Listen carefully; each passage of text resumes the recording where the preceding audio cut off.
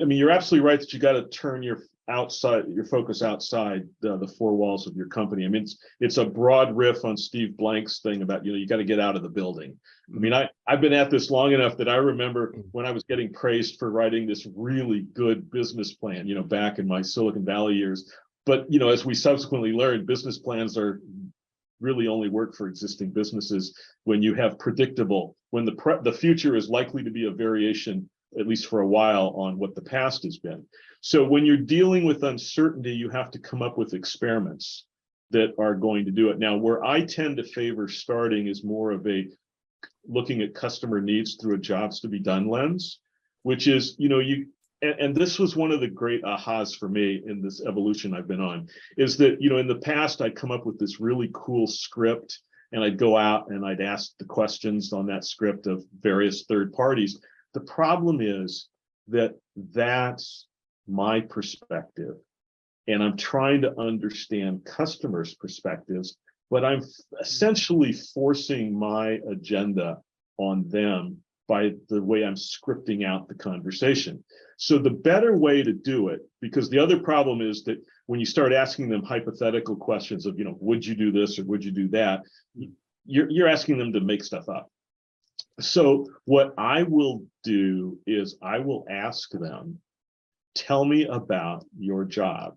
If you're an oncologist dealing with a cancer patient, what's the first step when you establish the relationship with the patient?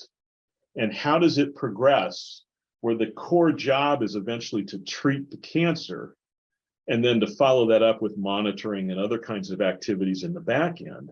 But there's an entire job, and what you have to do is that even if the core job, for example, is a drug or it's a diagnostic, may be primarily focused on that execution step job in the middle of the job map, there are jobs before and after that are really important to understanding, all the steps and where potentially the problems could be.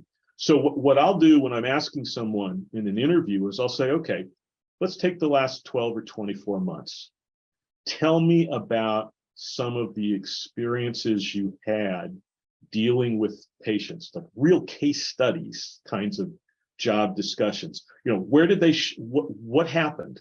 What could have gone better? Where did you have problems? What problems would you like to have eliminated that really were problematic?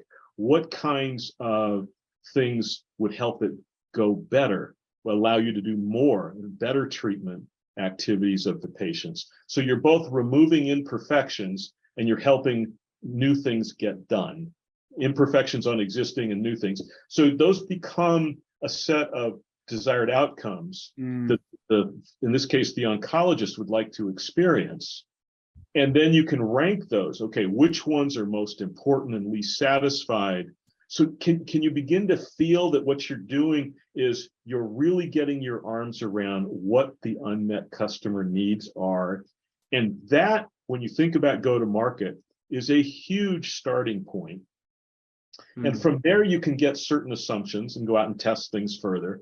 But what you're really doing is you're beginning to understand your customer.